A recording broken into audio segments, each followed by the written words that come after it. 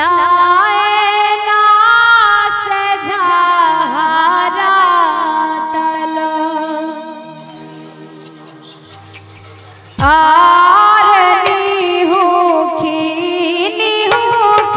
सीता बेटी आगा ना है बहारा थी रामाया ना है बहारा थी लाए ना से झारा तलोर आरनी हुखी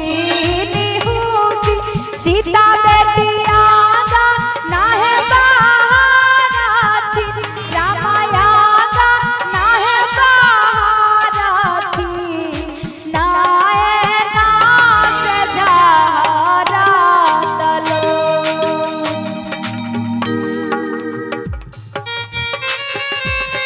क्या बात है।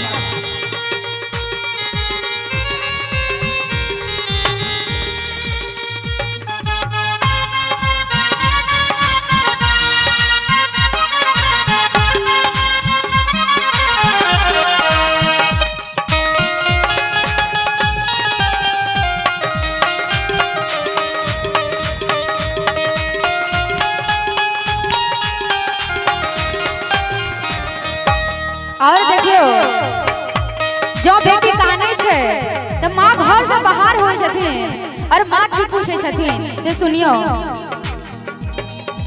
और धारा से बहारा भेली माई या है सुनाए ना रामा माई या है सुनाए ना कि यह बेटी झारा तलोर आर धारा से बहारा भेली माई या है सुनाए ना रामा माई या है सुनाए ना कि यह बेटी झारा तलोर कि यह बेटी झारा तलोर।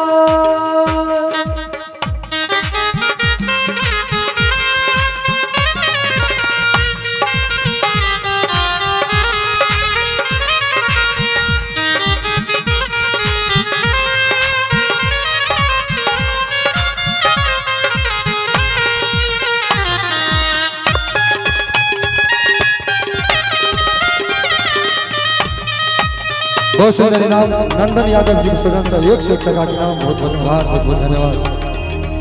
और वो बेटी पूछे छथिन कि जही कोखी मैया भैया जी के जन्म भेले तही कोखी हमर जन्म। और सच बात है भाई और बहन के दोनों के एक कोख जन्म होय छे लेकिन तैयो बेटी के पराय घर जाय पड़े छे विधाता के कोन विधान छे कहबे आर जाही कोखिया दे भैया जी के जन्म भेलो भैया जी के जन्म भेल ताही कोखी हमारो जन्म आर जाही कोखिया दे भैया जी के जन्म भैया जी के जन्म भेल ताही कोखी हमारो जन्म ताही रे कोखी हमारो जन्म।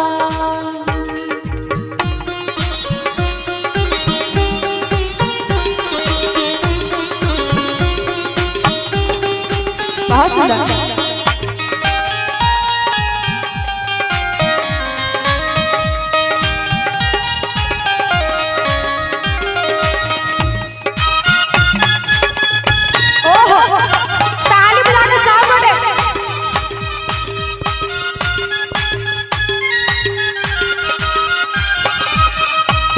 अम्मा कहे छथिन बेटी सो और भैया जी के लिखल के बेटी बाबा के संपतिया रामा बाबा के संपतिया